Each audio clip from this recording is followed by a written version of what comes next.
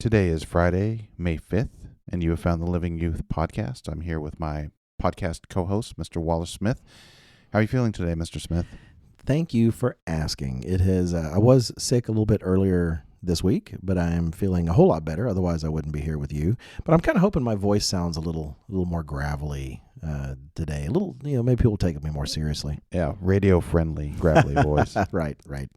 Okay, we have a good topic today. Do you want to introduce it to our listeners? Yes, I will. Actually, this has been requested a lot. I actually don't have a count of the emails, but it's definitely been multiple emails. And so we're finally going to touch on the topic. I don't think it'd be the last time, but I look forward to it this first time.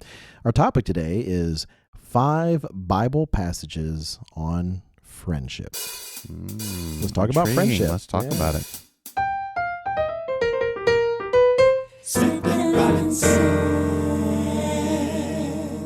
Welcome again to the Living Youth Podcast. Such a privilege to be here. And yes, I again, let me know if my voice sounds too gravelly. I was about to actually imitate gravelly voice, but I'm afraid actually I'll tear it up. Yeah. That would be bad. Should they like, click the notification bell, That's right. subscribe? All the things. Actually, I never got a fever early this week, and potentially it was allergies. I don't know, but it's runny nose and a little sore throat. But feeling much better today. Oh, that's good. So it was good to be back in the office. Okay, so many people, we both see the emails, and an intriguing number of people who were interested in this topic today. They were. And there's a lot of questions. I mean, you could just say talk about friendship, and that's kind of generic. But at the same time, people, they want to be good friends. They want to know how to identify good friends. They want to make more friends. And so we have actually had several people write in to ask us to discuss that here on the podcast. And we thought, why not? Let's go ahead and do that. But that said, I hope it's plain. I'm not sure this will be the final title. I know Mr. Robinson doesn't always like the titles I end up coming up with.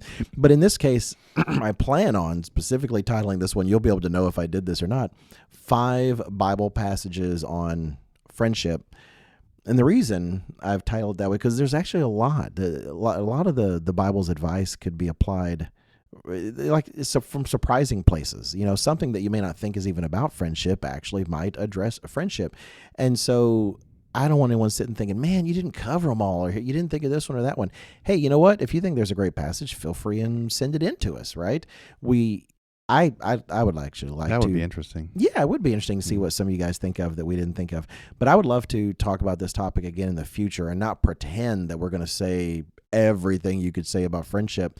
But I do think that we have at least found 5 passages that have something important to say about friendship. And then maybe we can revisit the topic. That sounds another good. time. If we in the process of this podcast add another one, you can alter the title to there are 5 Bible passages, yea, even 6. I put the probability of that pretty low. It's my dad Bible humor. that was a good dad Bible joke.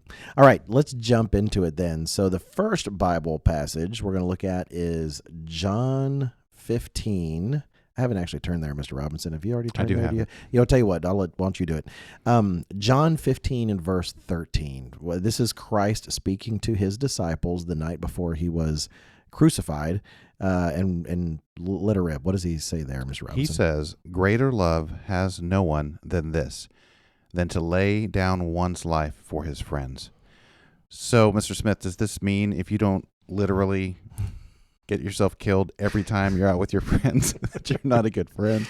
Yeah, that would be a terrible way to start. So unless you died today for your friends, you're a terrible friend. No, that is not what this says. However, it does kind of highlight, and he's not saying, you gotta be careful. He's talking about the greatest love you can have, right? However, part of the context of that is that's kind of what loving your friends is being willing to sacrifice something. Being willing to sacrifice time for your friends, being willing to not do what you want to do sometimes because your friends want to do something else that might be completely unpleasant. There's nothing like being someone's friend. And I'll confess to this to a certain extent. I may have mentioned him before on the podcast, but when I was in 2nd grade, I met a great kid, good friend. He was my best friend for a long time. And I don't want to give his actual name. And I realized part of why I don't want to give his actual name is because this is going to sound stupid, but you know how many websites will ask for security keys, and one of their keys will be, what's the name of your favorite childhood friend? And this will be the guy, and now I'm going to say his name in front of everybody, and now they can crack in all my Swiss bank accounts and stuff, which I don't have. So I'm going to make it, we'll call him George. Okay. All right. You have a Swiss bank account in heaven. There you go. That's what I want. So George, we'll call him George. But he was a good friend, and I didn't realize until later how often he would give up, say, the choice thing to defer to me, where we're doing what I wanted. Or, okay, look, I was a kid, so give me some space. But man, we loved Godzilla movies, and I got to admit, I still enjoy cheesy rubber suit Godzilla movies, Godzilla in particular. But so when we would play, who got to be Godzilla? I would. He would be the made up monster that looks kind of like Godzilla but has a lump on his tail. That was one he made up or something. He would let me be the guy. He would let me take the lead, and he did that. I could see later time and time again, and I kind of saw also that I failed to do that in response to that. And I regrettably saw it kind of too late to go back in time and do anything about it. But he was a great friend to me. He made little sacrifices like that, for me. And thankfully I learned it early enough that it motivated me going forward that, I want to make sure I'm willing to sacrifice things. When that guy calls, I don't have a pickup truck. I'm not avoiding it just for this, but man, the guy's got to move his stuff, and he's looking around for his friends that got a truck, and hey, you bet I'll show up. Let's do something. And so friends are willing to sacrifice part of themselves here and there, something that's sacrificable. We'll get into things that aren't, for the sake of the other person. Well, I appreciate you sharing that, because it made me think back, because I had actually a similar, I had a couple of, I would call them best friends, but I don't know, I didn't quite use that terminology, but a friend that was like your core friend that you could always count on. And I had to look back and realize I was not always a good friend either. Same, very, very similar to what you're saying there. And then even later, when I would reflect back, and I would think, man, I didn't deserve that guy as a friend, because I was not a great friend back. But I did have some friendships where I worked harder. So there's no telling what, I don't know, with some of those friendships, I guess I was just kind of selfish and appreciated their friendship, but wasn't as reciprocal as I could be, where with some other friends I worked harder, and I liked your sacrificial element. That's a good way of looking at it. Every friendship, there's an element of sacrifice with you, as you and I know well, with our spouses and our kids. There's a give and take there, but the sacrificial idea is you do things when it's not convenient. You help them out when you kind of want to say you got yourself into this, but you go and help them anyway. And I also like how the verse before it, believe it or not, I'll share my ignorance with our audience. I didn't fully understand this as well as I should until, I don't know, last 10 years maybe. Okay. Verse 12 is, this is my commandment, that you love one another as I have loved you. And I didn't understand that as deeply as I should have, which is like, that's the highest standard. So, you hear in 12, 13, and 14, verse 14 as well. Well, this is also, okay, so when you brought up the idea of friendship, my brain can actually go really simplistic. And so I think the basics, like the 10 Commandments. And in a sense, I think that Christ implies this here in verse 14. He says, you are my friends if you do whatever I command you. And what does he command us? The 10 Commandments. So, again, what are the 10 Commandments broken out into the two broadest categories possible? It governs our relationship with our Creator and governs our relationship with our friends. So I would say at least a baseline of being a good friend would be, don't steal, right? Don't do something that would harm them. And really the 10th Commandment's a real key one, which is to not be, it doesn't say jealous. Covet? Yeah, covet. Thank you. Covet, which really has kind of a broad implication, which is don't be jealous. There's a certain clinical psychologist from Canada who says one of the ways you can know if you have a good friend is, can you tell them good news and can you tell them bad news? A really good friend will celebrate with you when there's something good that's happening to you. If you're not the greatest friend and you're actually kind of jealous that something good happened to your friend, we need to work on our friendship skills there. But also, you can tell them bad news, and they'll be sympathetic with you and I mean, I've known some people that have a different take on that. When they hear bad news about other people, the reaction's not great. Oh, that is interesting, and I actually think there's some verses that speak to that maybe we'll save for another time. Hopefully, when we make the next one, we'll review this one so we can see what we said. It's funny, the one verse you said that you're my friends if you do all I command you. I thought, well, that could be, we could twist that into a point to say, so someone is your friend if no matter what you command them, they go ahead and do it, which we're definitely not going to say. You'll see that later. But I like the way you highlighted that, well, this was Christ, and what was he commanding them to do? To live godly lives, to be loving people. And it's a relationship with God in that particular case. Well, I was just going to say, we can really learn something about friendship by the way Christ himself displays it. Hey, if you want to be my friend, here's the basis for it. Oh, yeah. Found in the commandments. Yeah. You know what? That is going to tie in pretty well, I think later. And so wrapping this one up real quickly before we move to the next one, because you already touched on something that I think does play into the next one, though it's not identical, is that Mr. Armstrong said it really well. God's way is a way of give and not get. And it's very easy to see friendships as the things you get things from. It's like I kind of get fun times, or I get support, or I get this.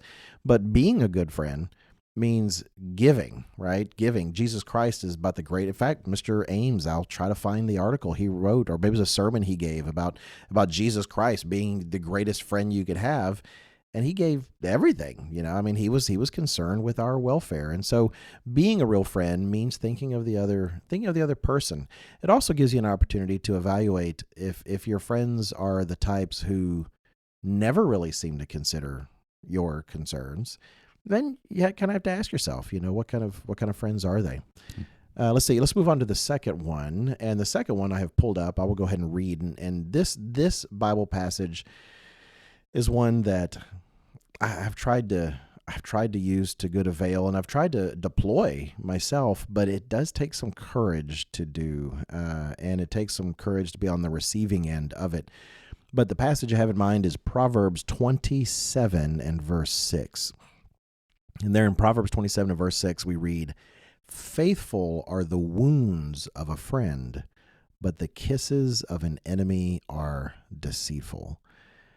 And I remember it was one of my first sermonette titles that I felt was really artsy. I was busy patting myself on the back because the title was "Are you kissing when you should be wounding?" And I remember thinking, "Oh, that's brilliant! I'm just the greatest title writer, in the universe."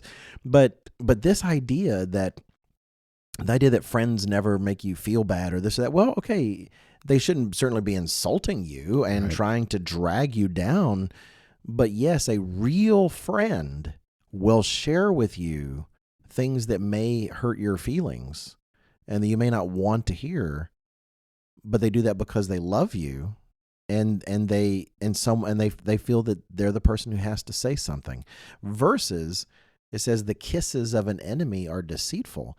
Just because someone makes you feel good, just because someone makes you feel happy about yourself, that doesn't necessarily mean they're a friend.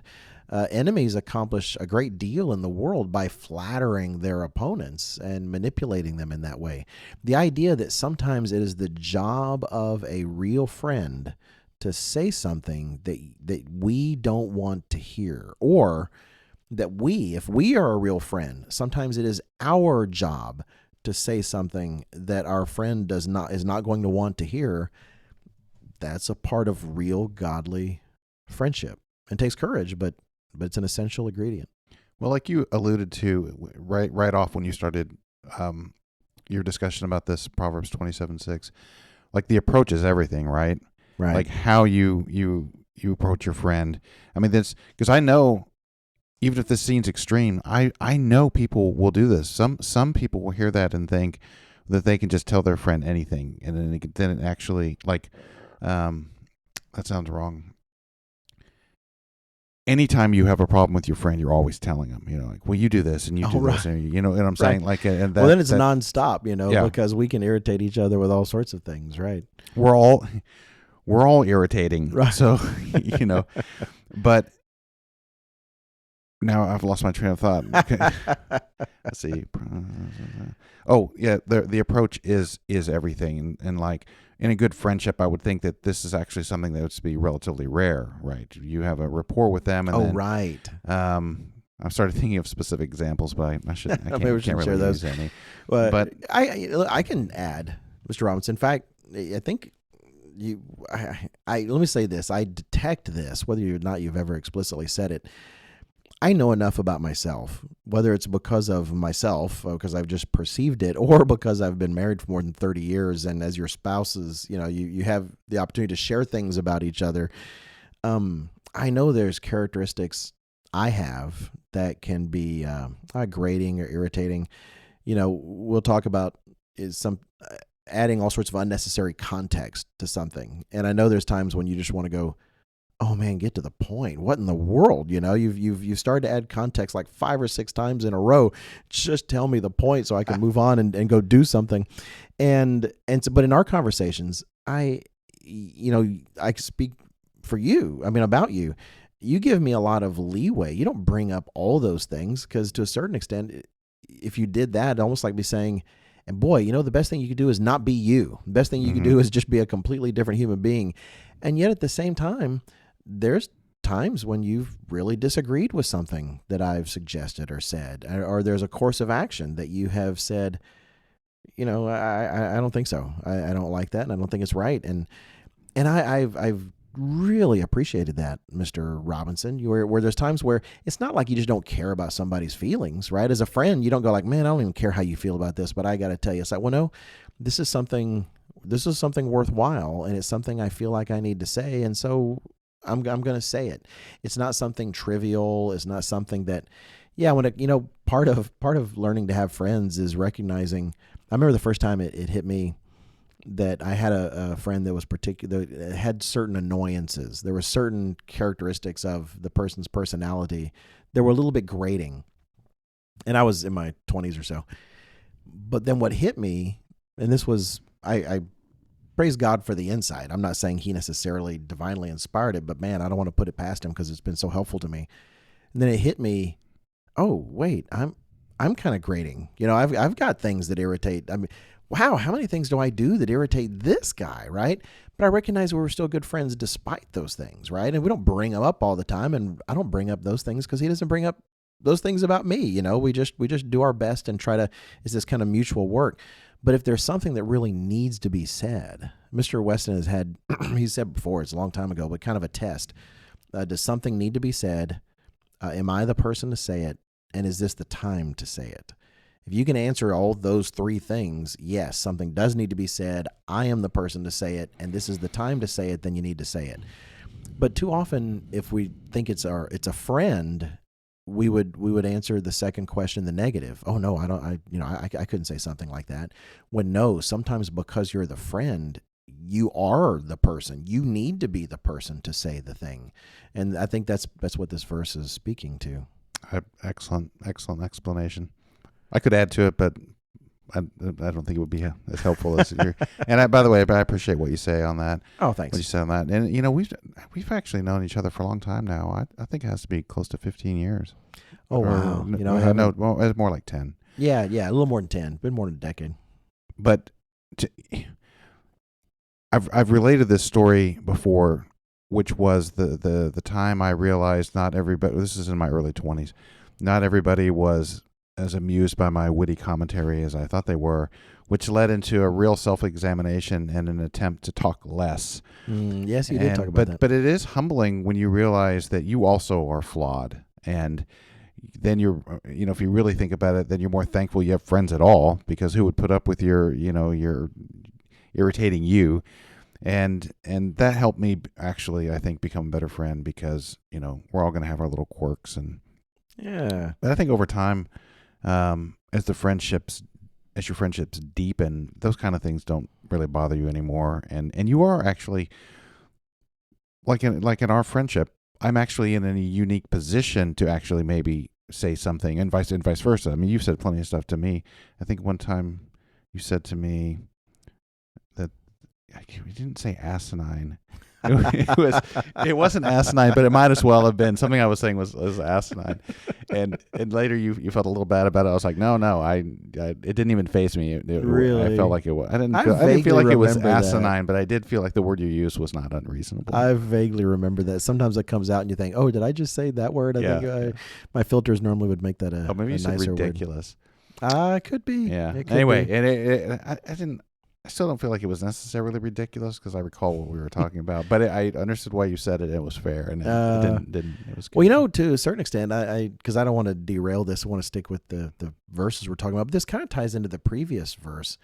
If you're going to be able to be a friend with someone, you're going to have to be willing to be exposed to vulnerability, because your friend, if it's a real friend, they're not going to see you as perfect in every way. Mm-hmm. They are actually going to discover flaws, and you've got to be willing to allow yourself to be understood honestly, including those flaws. It is going to sound really odd, but I remember I thought about that at work, even with Mr. Weston. Say, it's tempting to want to make sure you hide all your flaws, from your boss, say, because you don't want him to see. Right. And yet at the same time, it sounds weird to relate it this way because I know we're talking about friendship, but it's like, well, no, I'm actually best served by Mr. Weston totally understanding kind of person I actually am. If anything, as a counselor, and Mr. Ames the same way, as a counselor, how do you get good advice about overcoming anything unless you're willing to risk being just completely transparent and flaws being seen? Well, definitely in friendships, that's the way. It was also in my, it might have been my 30s, but I think it's my 20s. The early 30s, when I first realized that becoming close with someone as a friend means being willing to be completely vulnerable so they can actually see. Not that you're parading the faults in front of them, but the fact is, in real life, when you're in close proximity, faults just come out. You can't pretend all the time, and there's a certain self-sacrificial willingness you have to be to recognize I have to let this person see me actually, and not I can't pretend all the time. You can't be a good friend and be constantly pretending. Well, now you've spawned a couple of biblical examples that stories that make me. So, for example, I always loved how Mr. O'Gwen, in the example where Peter and the others had gone back to fishing, and Christ went and found them and went up to them, and they hadn't caught anything all day, and he says, "Well, throw your net on the other side," which is bad fishing advice if you read the text of it. Of course, naturally they pull up lots of fish. And Peter has a moment, and he falls before Christ and tells him to go away. He's a sinful man. Well, Christ already knew that. There's such a great point about that. Like, Jesus Christ is sitting there at the right hand of God, and he knows us very well, and he's quite aware of our flaws. And it actually, possibly, I don't want to. You have to be careful characterizing what Christ is thinking, but he's our best friend, and he's well aware of our flaws, and he works with us despite them. I think you can put it that way. Okay, I have one. Can I? Sure. Okay, because of the flip side of that, which was the kisses of an enemy are deceitful. Now you let me know if you think this was interesting. Here's what popped into my brain. I actually quickly found it because I wanted to get a couple details. Oh, okay. It's in 2 Chronicles is where this detail is recorded. I think in Kings it doesn't record it, but I wouldn't say that for certain. 2 Chronicles 18, that chapter is the whole story. But here you have the king of Judea, Jehoshaphat, comes up and he's friendly with Ahab. And Ahab says, "Hey, we've got some property that's been taken over. You want to help me go fight it and take it back? It's ours." And so he says, "That sounds pretty good. But can we inquire of the prophets?" So some prophets come forward and they say, "Oh, go fight this battle. You'll win." And then Jehoshaphat, to his credit, says, "Is there not one prophet of the Lord that we can inquire of?" So they go get one. And it's interesting. I mean, I realized recently with these kings of Israel, right? They always know where to find the prophet. You just watch as you read the various stories, and for some reason, a prophet, and they'll always know where to find him. Interesting. Yeah. So I love this prophet. He's got some real moxie to him, and he comes up, and so the others grab him and say, "Hey, here's what we've told the king. We want your word to be the same as ours." And he says, "No, I'll say what God ain't doing that." So, but here's the part I like. Here in verse 14, it says, "Then he came to the king, and the king said to him, what is it, Micaiah? Micaiah, shall we go to war against Ramoth Gilead, or shall I refrain? And he said, Go and prosper, and they shall be delivered into your hand. So the king said to him, How many times shall I make you swear that you tell me nothing but the truth in the name of the Lord? And then he gives him really bad news. But like an evil friend, a friend that's not good, would stand there and tell you what you want to hear. Right. That's what the other prophets did. They told the king what he wanted to hear. Micaiah is the only one that said, if you go and do this, it will be the end of you and the end of your line. That's right. I saw Israel scattered on the mountains. So yeah. So right. faithful. So you would want a friend that would tell you this course of action that you're considering is because your friends will. It's all of us are this way. Your friends outside you can see you in a way that you can't, and they can, we're deceitful in our own hearts about the things that we want and desire, and they're like, hey, listen, I know you really want to do this, but man, not a great idea. Not a good and that's idea. a good friend. That is a good friend. In fact, we'll come to not exactly the opposite, because there's a subtle difference, but we'll come to a subtle difference in the third point. And I'm so glad you mentioned Mr. Aguin earlier, and he also would talk about that example, because he's the one who brought the next example to my attention, and that's in 1 Kings. I need to get there myself. 1 Kings in chapter 12. In 1 Kings in chapter 12, you have the case where Solomon has died, and we have Rehoboam is the next king. He's going to be the king of all Israel. And he's just starting off his reign. He's trying to figure out what to do. So he gets counsel. And I'll just read the passage in verse 6. It says, So King Rehoboam consulted the elders who stood before his father Solomon while he still lived. And he said, How do you advise me answer these people? So these are the older men who are experienced and have some life behind them. And they said in verse 7, they spoke to him saying, Look, if you will be a servant to these people today and serve them and answer them and speak good words to them, they'll be your servants forever. It says in verse 8, But he rejected the advice which the elders had given him and consulted the young men who had grown up with him and stood before him. And he said to them, this is his buddies, What advice do you give? How should we answer this people who have spoken to me, saying, Lighten the yoke which your father put on us? And the young men who had grown up with him, they keep emphasizing that, the young men who had grown up with him, they spoke to him, saying, Thus you should speak to this people who have spoken to you, saying, Your father made our yoke heavy, but you make it lighter on us. Thus you shall say to them, My little finger shall be thicker than my father's waist. And now, whereas my father put a heavy yoke on you, I will add to your yoke. My father chastised you with whips, but I'll chastise you with scourges. And he took his young friend's advice. I say young, he was young as well, but he took the advice of these men that he'd grown up with, and it was disastrous for him. And of course, God was working all things out in all of this, but here you have a case where this guy takes his friend's advice, and they weren't. The difference from the last point is it's not that they should have just told him something he didn't want to hear. But the fact is, sometimes our friends think too much like us, right? That their advice isn't always the best. Sometimes our friends, those who reproduce our minds too closely, if you will, are just not the best people to go to. They're not sufficient for us. We need to expand our possibilities.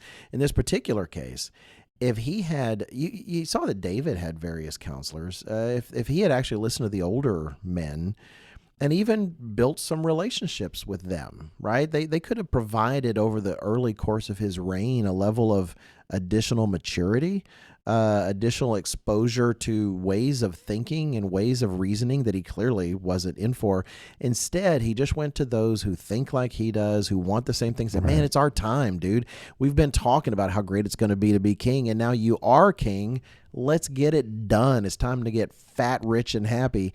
And instead, he really should have gone to others. And so I guess the point that I'm trying to make about this is when it comes to friends, there's a real profit in growing friendships with people who do come from different backgrounds than we have, don't think exactly the same way. That we're not talking about sinful ways, But I'm talking about people that bring different life experiences to bear.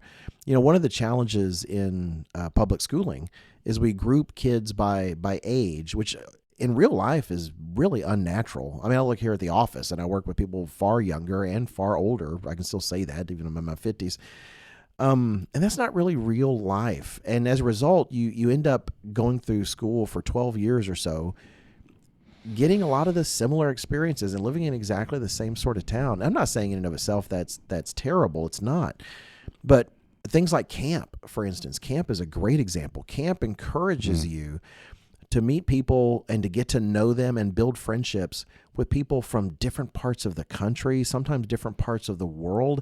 If you have a more urban background, you get the chance to meet people that are more rural. If you're more rural, you get the chance to meet people from big cities and to really gain from the experience of others instead of just surrounding yourself with, frankly, kind of an entourage of people that just want to say, you go, boy. Not that they're too cowardly to give you different advice. They just think too much like you do. Does that make any sense, Yep. Mr. No, Robinson? it makes a lot of sense. It made me think of quite a few things. My understanding is in the more Orthodox Jewish communities that they do not separate in school by the ages. They have the different That'd be interesting. age ranges because of what you said, and it made me think about Dr. Meredith and his approach to the Council of Elders.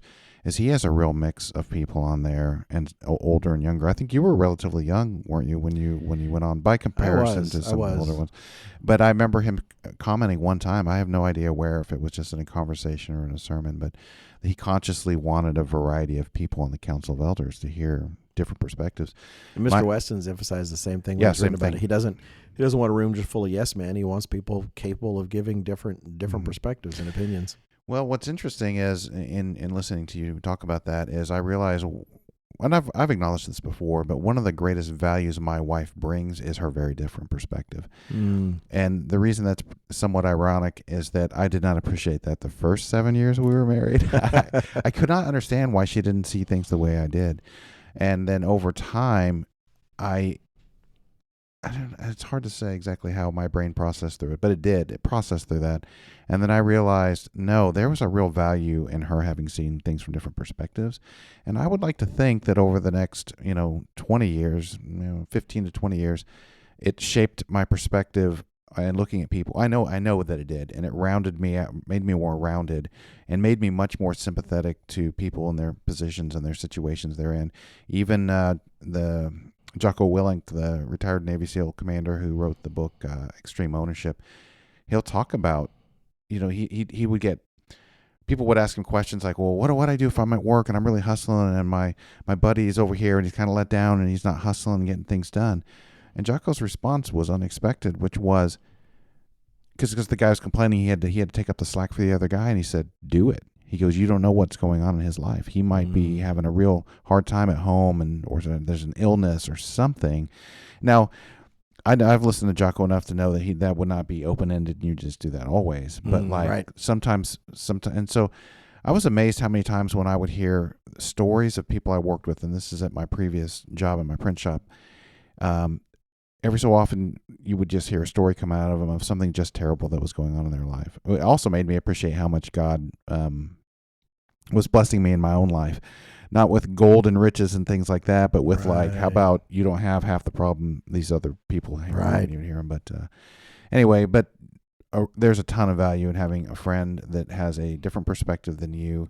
And what old Rehoboam should have done there was had a mix of the older and the younger in his counseling, and not talk to them separately. He should have had I think the Jews also have a if the wise men are going to discuss something, they start with the youngest. The youngest has to say how they think it should go first, because if the oldest goes, it's going to probably color how the younger people, who wants to be the young guy that says, oh, we should make the tax burden even higher, Right. So anyway, just, yes, embrace your friends who gently and kindly see things differently and have a different perspective. I do wonder if they do that, because your younger would then be more prone to just say what's on his mind in the council, whatever. But then also it gives more weight to the older ones anyway, because they should go last. They should have kind of more of a definitive and even be able to evaluate, the previous comments that were made. So that is fascinating. Yeah. Thanks for helping that point. I know it was a little bit awkward, but the key that these are the young men who had grown up with him. These are people that experienced life just like he had. And if anything, for those of you who are headed towards camp this year, I would just encourage you to take advantage of it. I've seen those that are blessed to have a lot of friends at camp already. And so sometimes they lean on that so heavily, they just hang around those exact same friends all camp. They just keep doing all the things they normally would, and they just laugh at all the same jokes they normally would. And they, even when they're in a dorm, they'll kind of leave that dorm to go hang out with just their friends all the time.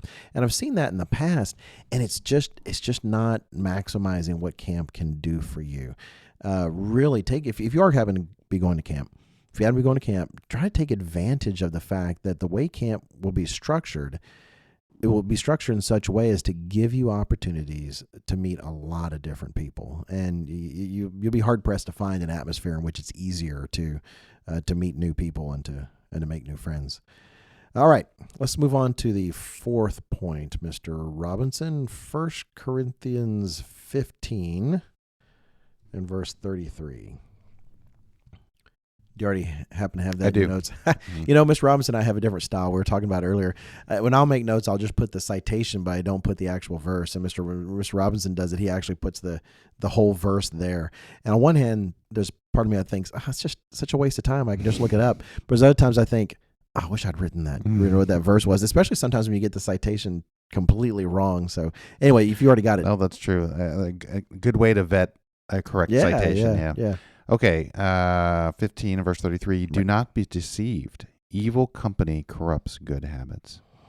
As Mr. Ogwyn might say, there's an awful lot packed in there. There is. It is a short verse, but it is a vital one. And it's one that I can look back on my life, and I didn't take it seriously enough, early enough sometimes. If I have got friends that frankly are a bad influence, then the Apostle Paul is trying to say, look, have no doubt what will happen. You will be impacted by their character. It's just the way, sin tends to spread, right? Yep. Just like yeast we learned in the days of unleavened bread. It's far more likely that their lack of righteousness will rub off on you than your righteousness will rub off on them. Oh, yeah. Yep. And so especially amongst a peer group.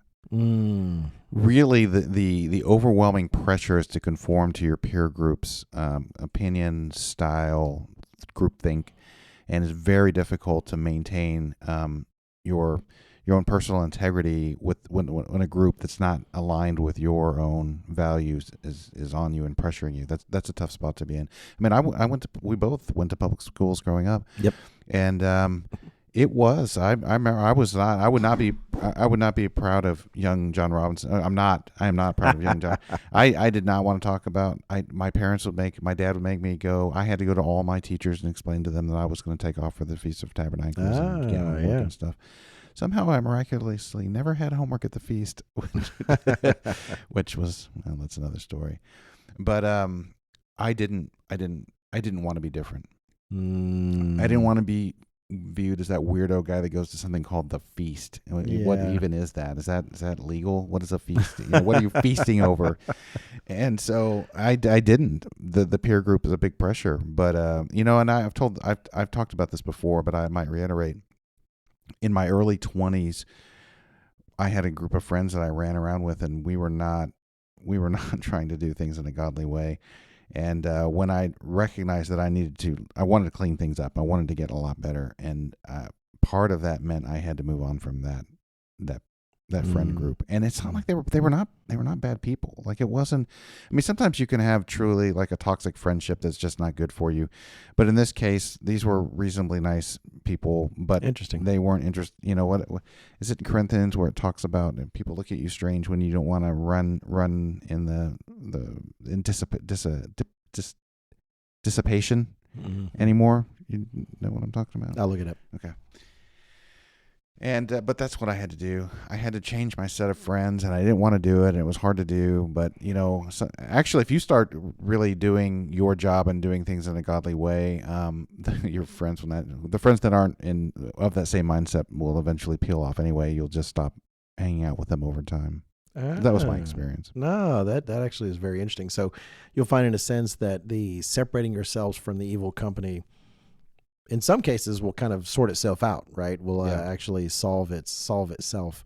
Let's see. We have a few different verses with dissipation in it.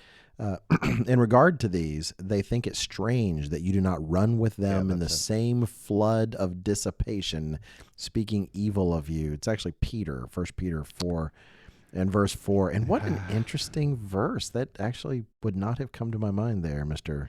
Robinson. See, I always think Paul wrote everything in the New Testament. There were other authors in there besides Paul. Probability-wise, that's not a bad way to go. The old King James is I do like the wording, because with a word like dissipation, my first thought was, oh, he's clearly remembering some old King James. But no, that was totally the New King James. The old King James has 1 Peter 4:4, wherein they think it strange that ye run not with them to the same excess of riot. Yes. Speaking evil of you. That excess of riot sounds like a band name or something. But I don't know if it rose to excess of riot, but but it was dissipation, right? So the same flood, and actually flood of dissipation. That's actually a pretty good poetic work.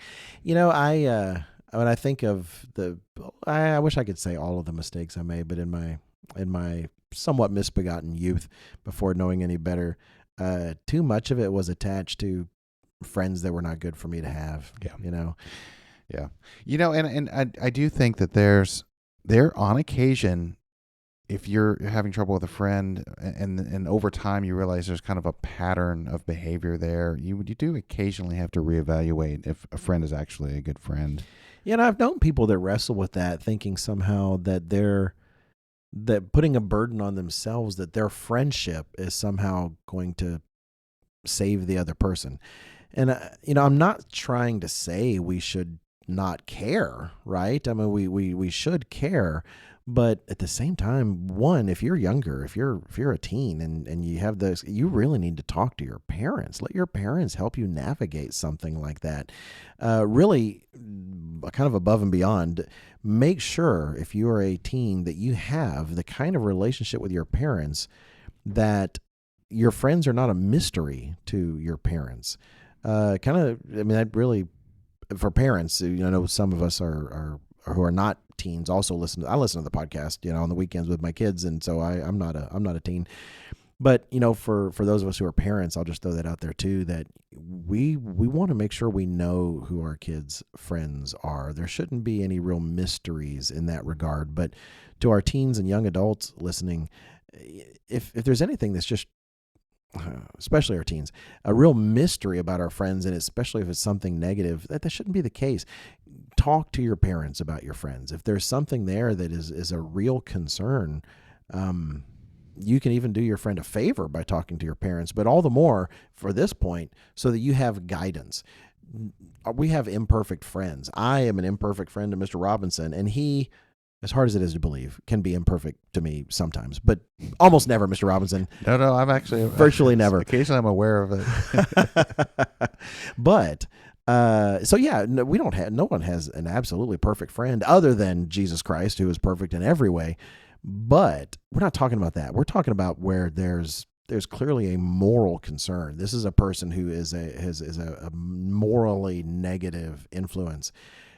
Counsel with your parents, talk with them, make sure they're aware of such circumstances. And for yourself, do recognize that it really may be that you need to find different friends. You need to spend less time with this particular group of people and more time with others. I remember there was a time in high school when my friend group completely shifted. It wasn't just suddenly I removed all friends from one and just added a bunch of brand new friends, blank slate. But there were other people in my lives, I'm not a cat, but in my life that I was increasingly interested in, and there were others that were just more negative. And a time came when it was kind of a conscious shift. You know what? I'm not going to eat over here during lunch because I Mhm. was at school. I'm going to eat over here instead. There was a conscious decision that I need to be spending time with different people. Interesting. Yeah. You know, it made me think. I think there's movies, like high school themed movies that kind of touch on this of a friend group, and then there's like a person in the group that's like not actually regarded by the others, and you know, and so my point only is that you know, sometimes you do have to, as I said, evaluate your friendships, and if you really do have like in a group, and there's somebody in that group that they're actually not that nice to you, and they don't seem to actually value you. I mean, I think the question you would ask yourself is, are we sure this person's actually a friend? You know, a good friend. And I don't know. I just sometimes you have to evaluate who your friends are. Yeah, absolutely. And by the way, I was just kidding. You're a perfect friend in every way, Mr. Robinson. So. I'm not. I meant that in that no people are perfect. That was my point. That's what I'm trying to say. You know, none of us are perfect. Okay, I'm going to move on. The next point, the last point actually, is Luke 14. And this is going to be a really weird one. And I appreciate Mr. Robinson's being a good friend and letting me put this point in because I think it's going to come across a little odd, but to me, I think it's a point about friendship. I think it's vital. Luke chapter 14 and verse 26. This is where Jesus says, "If anyone comes to me and does not hate his father and mother, wife and children, brothers and sisters, yes, and his own life also, he cannot be my disciple." And that's the first of several comments that he makes about the sometimes we'll call the cannots here in Luke 14. Now, it's not saying you have to hate all your friends hate all your relatives and stuff so you can be a good friend. That's not the point here. The point here you might think has nothing to do with friendship, and I would be completely sympathetic. It kind of seems like maybe it does, but it does. It really does have something to do with friendship because what it's talking about in verse 26 is putting Christ first above everything, literally everything. And he does this by highlighting the most important relationships in most people's lives. Now he says, again, in verse 26, "If anyone comes to me and does not hate," and by the way, we often try to make sure this is really plain. It doesn't mean literally hating your father and mother. If you did that, then you're violating the commandment, about honoring your father and your mother. It means love less by comparison. But at the same time, we should be so devoted to Christ that he's using this more passionate word to communicate this kind of sense that in all things, these other people are coming second to him, that he is first. So again, if anyone comes to me and does not hate his father and mother, wife and children, brothers and sisters, and even his own life, you could put friends in there, and does not hate his friends, that is, versus our commitment to Jesus Christ. Why does this really relate to friendship? Well, because I came to realize, I think I talk about this we have a telecast on Bible Q&A, questions about the Bible. And I addressed this in the second one, I think, trying to ask, is Jesus Christ contradicting the commandment? Something like that. In this particular case, I am a father, and I'm a husband, and I'm a brother. And so I've thought about this verse and what does it really mean? And this is not anything new. Your local pastor would make the same point.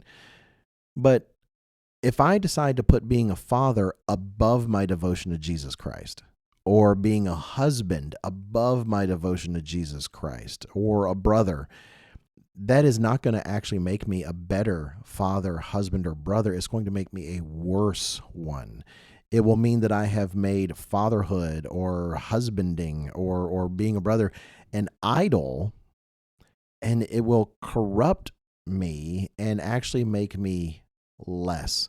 I think it's Mr. Gwynn who used to say, no one gets ahead by putting God in second place. You've got to put God first. You got to put Jesus Christ first. And the irony of that is, if I put my devotion to Jesus Christ ahead of my devotion to being a father, it actually makes me a better father. If I put my devotion and make sure it is solid, my devotion to Jesus Christ ahead of being a husband, it makes me a better husband. I'm able to serve in a godly way, which is the best, the way we should. And that goes for friendship as well. You've got to put Jesus Christ first. Putting Jesus Christ ahead of your friendships, making sure that he is more important to you and your devotion to him is more important than your friendships, in the end, empowers you to be a better friend. It empowers you to put your relationship with your friends in proper perspective. Yeah, no, that makes a lot of sense, because this is a realization, a slowly glowing realization. I like to think of maybe just a deeper understanding, because why? At the end of the day, Jesus Christ is the only 100% reliable, friend, but person in your life, if I could put it that way, that's 100% reliable. And I've actually told this to my girls before to try to make this point, was why I was bringing it up, was I said, you need to put your relationship with Jesus Christ ahead of your relationship with your father, because I can try to be the best father ever and always be there, but I'm physical and I'm weak, and we get tired. I can't be as reliable as Christ can. I mean, I can put in all the effort I can to be there for you and take care of you and all these kind of things, but believe it or not, Mr. Smith, I sometimes have a bad day and can be tired and crabby, and so maybe I don't. I find that hard to believe, perfect friend. Yeah, exactly. Thank you. But no, because this is actually all the scriptures are deep, I guess, but this is some are more than others, and this one in particular, like this, I have incredible confidence in my wife, and I know she will do everything she can to back me and support me. But at the end of the day, there are things beyond our control, circumstances we can, and it could be her intent to come help me fix the flat tire, but if something happens on her way to help me that was unavoidable, and she gets stuck in traffic and I'm sitting here trying to change my tire, like, was she unreliable? No, there were just circumstances that prevented her from doing it. But with Christ, I mean, there's no circumstances. That's a great point. Mr. Phil Senna put it this way at a feast once, when he said, essentially, he was talking about even as a pastor. He said, look, I'm not going to be Christ or God for you. I can't even guarantee I can make it to my kid's soccer game on time. That's my limitations. It's Christ who has no limitations. And you made me think of, I don't know exactly what it was he said that prompted this, but really, if you put something first in your life, that is God to you. You're treating it like God, because first place is only to be occupied by God. It's what you worship. It's what you've put at the center. And so if it's not Christ and the Father, let's say it's your wife. And we're talking about friendship, so we could say your friend, but let me just go ahead and use this example, my wife. Well, let's say I put my wife first, and she's, in a sense, what I'm more devoted to, even than devoted to God. Well, then suddenly she's been put in the place of being God in my life, because that's the position I've put her in. How in the world could she live up to something like that, right? That is wrong of me to put that kind of burden on her. And then, kind of like what you're describing, every little fault, every little mistake, every little disappointment is as if I'm being disappointed by God, the thing that I've completely devoted myself to. Well, it's kind of the same thing with your friends. There's kind of an eternal satisfaction that only comes from a relationship with God. And if you put your friendship with others above and before your devotion to God, then you've put them in the place of where only God belongs, and you will inevitably be disappointed. Your friends can never live up to that, and you'll be looking to them to be satisfied in some ways in your life, in ways that friends can never do. Human friends will never be able to do that, and in the end, that's going to damage your relationship with them, because they're just not capable of fulfilling that.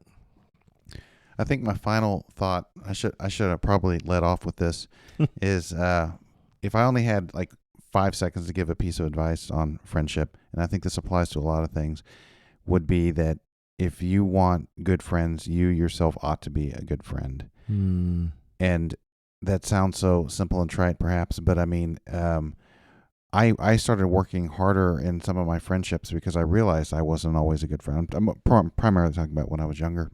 And that's the main thing I would say. You can only control yourself. We've talked about that before. And just do your best to be a good friend, and most people will be reciprocal. And if you find somebody's not for whatever reason, then maybe they aren't a good friend and not worthy of your time. I mean, I know that sounds kind of harsh. There would be a progression there of things to get to that point. But if you want friends, be friendly. Yeah. If you want friends, work on being a good friend. I think it's hard to beat that, and I think it's hard to wrap up any better. Smith and Robinson.